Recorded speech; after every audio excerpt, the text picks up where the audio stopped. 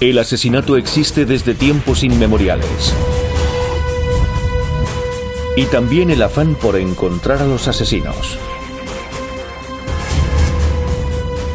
Cuando la labor detectivesca y la ciencia se unen, nacen nuevas herramientas forenses. Escocia, 1935. Los cuerpos desmembrados de 2 mujeres son hallados en un barranco. Cualquier cosa que podría haber ayudado a identificar a esas 2 pobres mujeres, se la habían llevado. Pero los detectives encuentran un aliado inesperado en su lucha contra el crimen: los insectos. Fue una especie de destello de inspiración que alguien se plantease que los insectos podrían jugar un papel en la investigación. Estos testigos silenciosos van a proporcionar una prueba clave y aportarán luz a la incipiente disciplina de la entomología forense.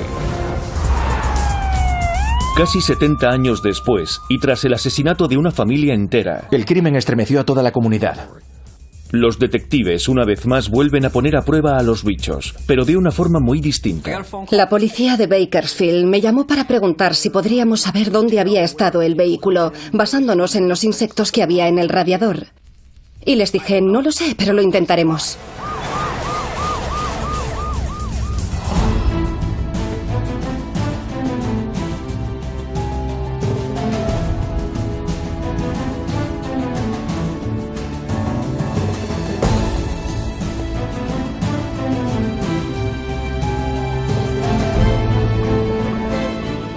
Técnicas forenses pioneras. Entomología forense.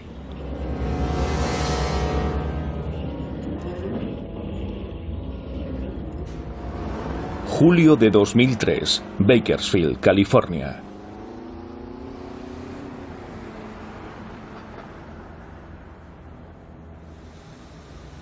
No es un martes por la mañana cualquiera en la casa de los Harper.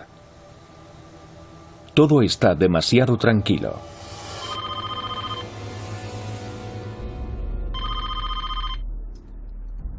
Han pasado 2 días desde que Joanne Harper, madre de 3 hijos, respondió al teléfono por última vez.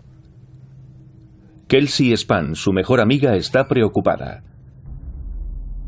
Así que decide ir a ver a Joanne y a los niños. A medida que deambula por la casa, su temor aumenta. Y cuando abre la puerta del dormitorio, su peor pesadilla se hace realidad. Joanne, sus 3 hijos y su madre Ernestine han sido brutalmente asesinados. Una familia entera muerta.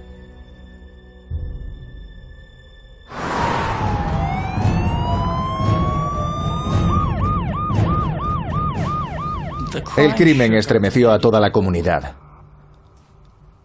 Fue algo a lo que la ciudad de Bakersfield nunca se había enfrentado. Tuvo un efecto de gran impacto en toda la comunidad.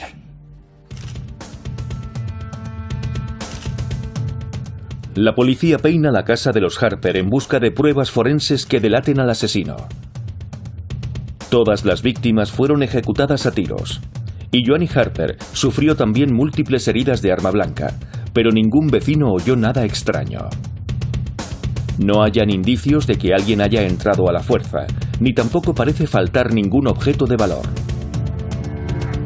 No hay huellas de extraños, ni cabellos, ni trozos de tejido. Nada de valor forense que guíe a los detectives. Pero sí descubren que falta un miembro de la familia. Supimos que el marido de Joanne Harper no vivía con ella y era un miembro destacado en la comunidad. Queríamos confirmar si Vincent Brothers tenía información que pudiera ayudarnos en nuestra investigación y, en definitiva, hacerle saber o intentar hacerle saber que su familia había sido asesinada. Vincent Brothers es un reputado subdirector de escuela primaria. Pero él y Joanne se habían separado hacía varios meses, y según los rumores, por infidelidades conyugales. La policía no tarda en localizarlo. Destrozado, Vincent le cuenta al detective Jeff Watts que ha estado fuera visitando a unos parientes en Ohio y posee documentación que lo demuestra. La tarjeta de crédito de Vincent Brothers tenía movimientos el domingo 6 de julio en Columbus, Ohio.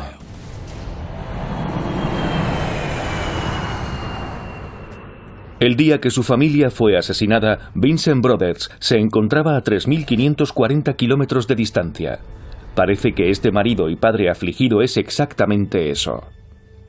Nada indicaba que hubiese cometido aquellos crímenes. Mientras Bakersfield está en duelo, el detective Watts y su equipo examinan las pruebas en busca de alguna pista que conduzca al asesino. Y la policía continúa peinando el vecindario buscando testigos. Pero no obtiene ninguna pista sólida. Así que recurre a Vincent Brothers en busca de ayuda. Para su sorpresa, el padre afligido ya no es tal. De hecho, pone todo tipo de trabas a los detectives. Lo que me encontré fue una absoluta falta de cooperación con la policía. Si aquellos hubieran sido mis hijos asesinados, querría saber lo que la policía estaba haciendo para resolver el crimen. ¿Cómo los asesinaron? Y si podía hacer algo para ayudar. Se puso a llorar, pero no derramó lágrimas, solo gimoteaba. Después quiso vomitar, pero no lo hizo. Volvió de nuevo a gimotear y después empezó a gritar. La única forma de describirlo sería decir que parecía un niño llamando a gritos a su madre. Así estuvo un buen rato. Yo traté de reconducir sus pensamientos porque para mí aquel hombre había sufrido una desgracia por la que ninguna persona desea pasar. Nadie quiere recibir la noticia de que toda su familia está muerta. Por eso intenté desviar su atención y le pregunté cuántos años tenía, dónde trabajaba, y entonces respondió: "No voy a hablar con usted hasta que llegue mi abogado". Las crecientes sospechas del detective Jeff Watts le llevan a examinar con mayor detenimiento la coartada de Brothers.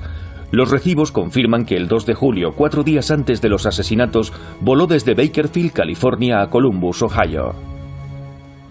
Cuando llegó a Columbus, alquiló un Dodge Neon y afirmó que solo lo usó para conducir por aquella zona. Pero cuando el detective Watts estudia los documentos del alquiler, se topa con una sorpresa mayúscula. Vincent Brothers había recorrido 8.729 kilómetros con el vehículo.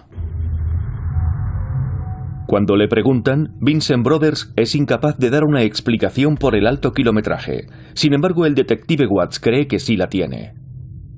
Estaba claro para nosotros que aquel vehículo podía haber viajado desde Columbus hasta Bakersfield y regresado a Columbus.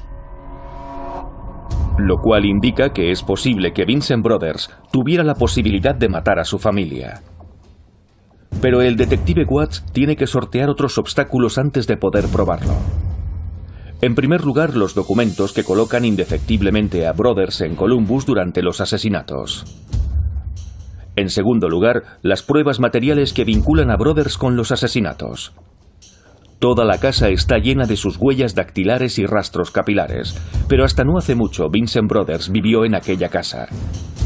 Por tanto, ninguna demuestra que sea el asesino. Las pruebas son inservibles. Eso significa que el detective Watts tendrá que pensar de forma creativa si quiere desmontar la coartada de Brothers. Primero vuela a Ohio para inspeccionar el Dodge Neon que Vincent Brothers alquiló.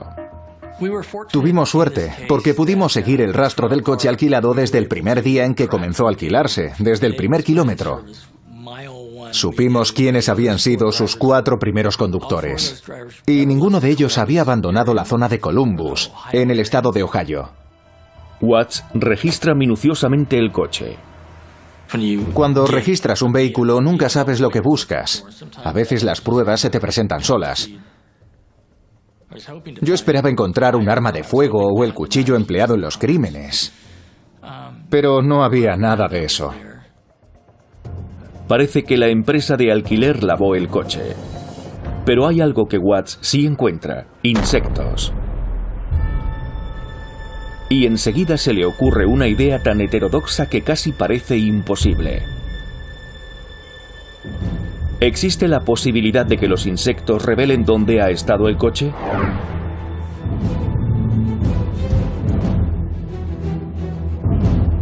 La idea, cuando menos, es descabellada.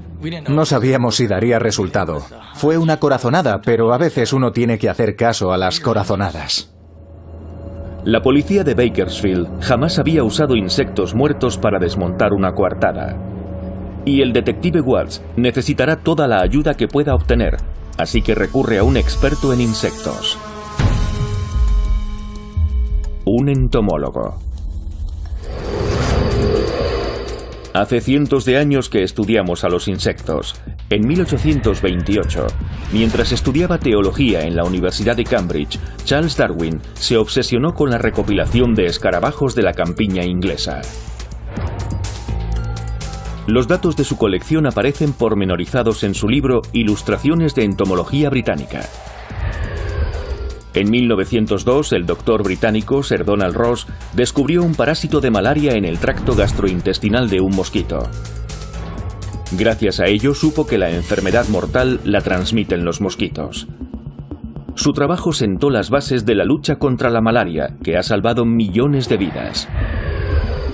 En 2004, los científicos descubrieron que un fósil hallado en 1928 contenía al insecto más antiguo que conocemos, un espécimen de 400 millones de años de edad. Hoy se conocen más de 1.300.000 especies de insectos. Y los científicos siguen descubriendo nuevas especies a un promedio de casi 20.000 cada año. Se calcula que podría haber cerca de 30 millones de especies en todo el planeta. Sin embargo, la utilización de insectos como herramienta forense ni siquiera se tuvo en cuenta hasta 1935, cuando un brutal asesinato conmocionó a un pueblo de Escocia.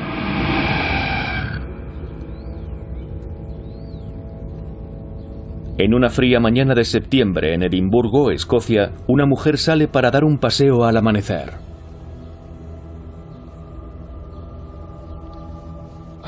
Mientras contemplaba las vistas, quedó horrorizada al ver lo que parecía un brazo humano en la ribera del río.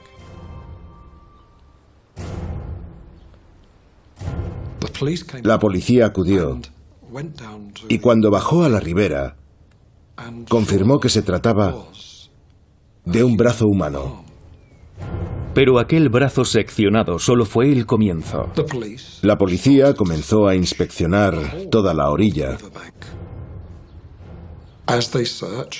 A medida que ampliaban la búsqueda, los agentes fueron encontrando más y más restos humanos.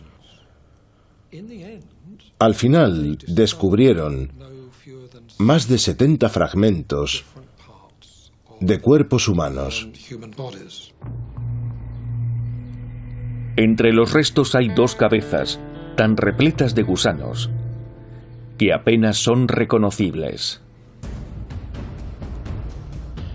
Los restos se envían al laboratorio, donde los patólogos de la policía ensamblan las partes dispersas. Enseguida comienza a cobrar forma una vaga silueta de las víctimas. Sabían que eran 2 cuerpos porque encontraron 2 cabezas. Por la longitud de los huesos, determinaron de forma aproximada su altura. Y además tenían un tronco humano femenino. Así que sabían que un cuerpo era de mujer. Sin embargo, la cara, la piel facial, había desaparecido. Tampoco había ojos, ni pelo. Así que lo único que tenían era un cráneo que podría llevar allí bastante tiempo. ¿Pero cuánto? No será una pregunta fácil de responder. A los investigadores se les ocurre una idea inusual. Tal vez los gusanos podrían proporcionar alguna pista. En 1935 fue una especie de destello de inspiración, que alguien se plantease que los insectos podrían jugar un papel en la investigación. Pero los investigadores tienen muy pocos indicios.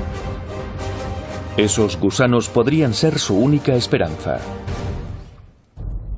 1935, afueras de Edimburgo, Escocia. La policía ha descubierto 2 cadáveres que no ha podido identificar. Los detectives no tienen pruebas y pocas esperanzas de resolver este desconcertante caso.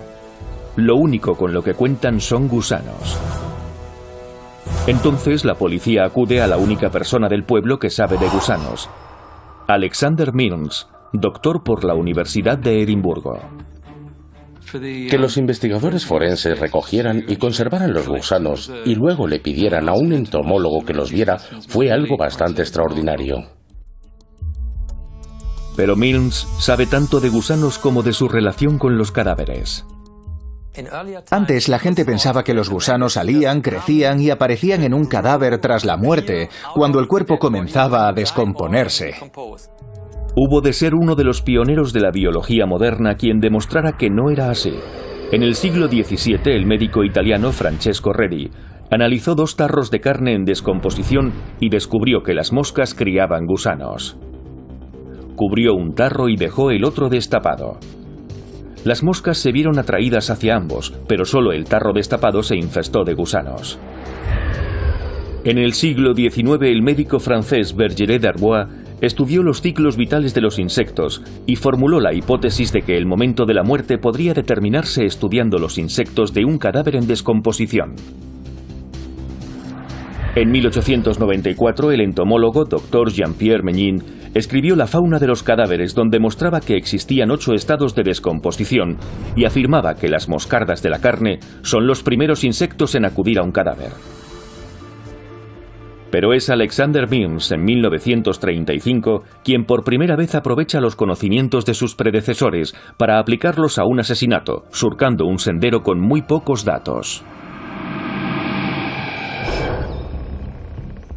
Actualmente, en las afueras de Knoxville, Tennessee, William Bass prosigue los estudios del Dr. Milnes en un centro de investigación que él mismo inauguró en 1981 conocido como la Granja de Cuerpos, una finca de 1 hectárea de extensión que parece el decorado perfecto para una película de terror.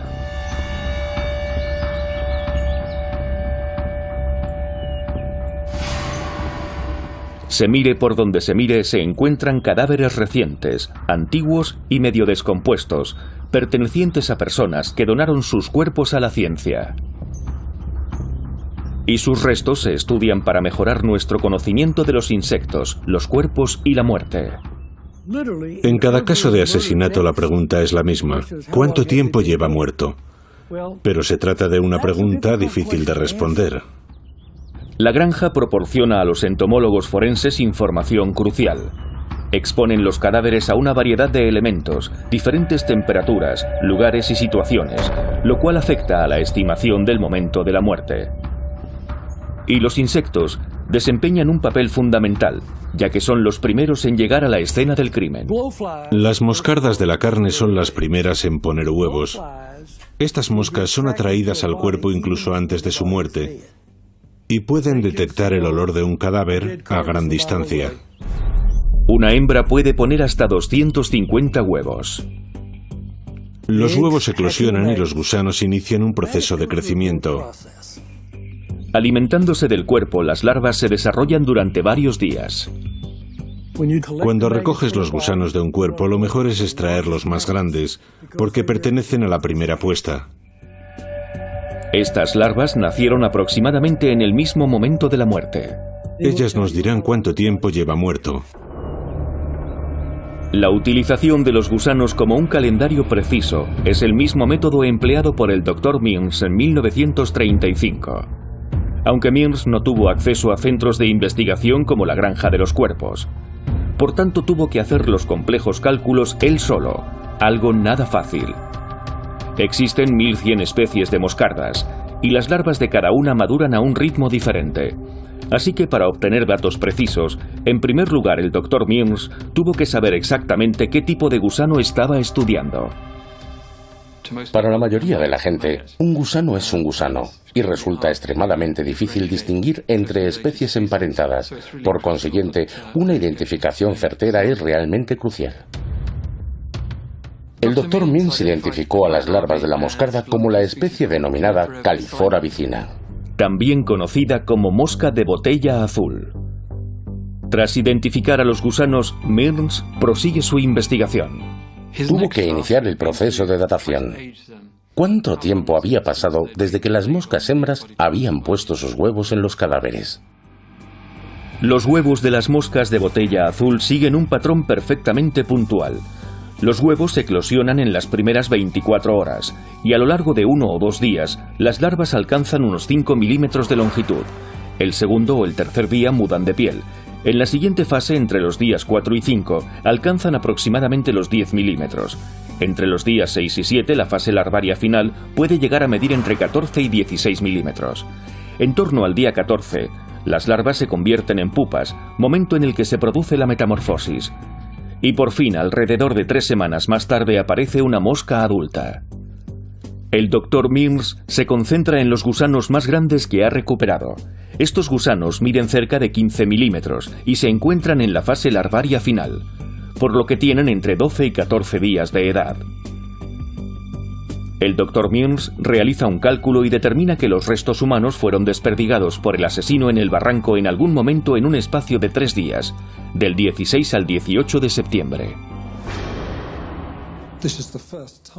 Es la primera vez que el estudio de los insectos proporciona una prueba específica sobre el momento de la muerte. Los gusanos han dado a los investigadores su primera y única pista. Aunque aquello no sirvió necesariamente para identificar al asesino, sí que dio a la policía un periodo de tiempo en el que centrar sus averiguaciones. Los agentes buscan los nombres de todas las personas desaparecidas en cualquier parte de las Islas Británicas en aquellas fechas. Un informe llama su atención. Se redactó a 265 kilómetros al sur de Edimburgo, en Lancaster, Inglaterra. La policía se percató de que había una denuncia de desaparición de una mujer llamada Mary Rogerson. Tenía apenas 20 años y trabajaba como criada de un médico de Lancaster llamado Buck Raxton. La policía se pone en contacto con el Dr. Raxton y se enteran de que la última vez que vio a Mary, ésta había salido con su esposa, Isabella Kerr, para viajar a Edimburgo. Y ninguna de las dos había regresado a casa. No puede ser una casualidad. Supieron que Mary Rogerson tenía poco más de 20 años e Isabella Raxton unos 40. De acuerdo al estado en que se encontraban los cráneos, los resultados eran muy similares. Los investigadores recurren a otra técnica forense de vanguardia para demostrar que los cuerpos encontrados en el barranco son los de Mary Rogerson e Isabella Raxton. Encontraron una mano en avanzado estado de descomposición. La pusieron en remojo, en agua caliente, y consiguieron tomar unas huellas dactilares muy aceptables. La policía compara las huellas con otras conocidas de Mary Rogerson. Y ambas coinciden. A continuación, la policía busca la conexión entre el otro cuerpo e Isabella, la esposa desaparecida de Raxton, pero al no poder valerse de huellas dactilares, deben intentarlo con otros métodos de identificación. Tenían la calavera y también un buen retrato fotográfico de Isabella Raxton.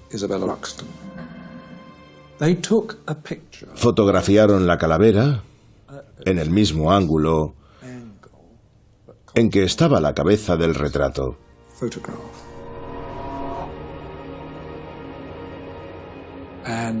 Y ambas coincidieron a la perfección. La policía viaja de nuevo a Lancaster para informar al Dr. Buck Raxton, un reputado médico de familia, que su esposa y su criada han sido brutalmente asesinadas. Pero Raxton apenas reacciona, lo que despierta las sospechas de la policía. Entonces, el Dr. Raxton se convierte en sospechoso. Le preguntan dónde estuvo los días de septiembre en los que, según el Dr. Mills, las víctimas habían sido abandonadas en la ribera del río. Dijo que era médico y que había realizado varias visitas. Raxton insistió en que había estado visitando pacientes en Lancaster. Es una coartada plausible que confirman todos y cada uno de sus pacientes. Sin embargo, en las declaraciones de los testigos hay un hueco. Nadie había visto a Raxton el 16 de septiembre, uno de los 3 días en los que, según los cálculos del Dr. Mills, se produjo la muerte de las mujeres. Si la policía puede estrechar el momento de la muerte a un día específico, esto reforzaría su caso contra Raxton. Su única esperanza, regresar a las pruebas que les han llevado hasta donde se encuentran, los gusanos. 2003. Bakersfield, California. Los investigadores no cuentan con gusanos ni con el momento de la muerte para resolver su caso, sino con un amplio surtido de insectos que les ayuden a demostrar que el principal sospechoso, Vincent Brothers, miente. Brothers afirma que él se encontraba en Ohio cuando su esposa, Joanne Harper, sus 3 hijos y su suegra Ernestine fueron brutalmente asesinados. Pero el detective Watts no se lo cree y pide ayuda a la entomóloga doctora Lynn Kimsey. La policía de Bakersfield me llamó para preguntar si podríamos saber dónde había estado un vehículo, basándonos en los insectos que había en el radiador. Y yo les dije, no lo sé, pero lo intentaremos. Aunque el coche alquilado se había lavado, el radiador seguía lleno de insectos. Primer paso. La doctora Kimsey extrae todos los restos de insectos que encuentra. Cuando pienso en el radiador de un coche, me imagino un montón de cosas aplastadas. Esperábamos encontrarnos fragmentos minúsculos. El número de insectos que tendrá que manejar es abrumador. En Estados Unidos hay cerca de 200.000 especies conocidas de insectos. Existe una variedad enorme de insectos. Solamente en California calculo que habrá unos 100.000 tipos distintos. Y para recabar información acerca de esta impresionante cifra, los entomólogos se basan en compilaciones como la Colección Nacional de Insectos del Instituto Smithsoniano, una de las mayores del mundo, que alberga a más de 35 millones de especímenes en más de 130.000 cajones, 33.000 frascos oviales y 23.000 portaobjetos. Esta colección ayuda a los científicos a comparar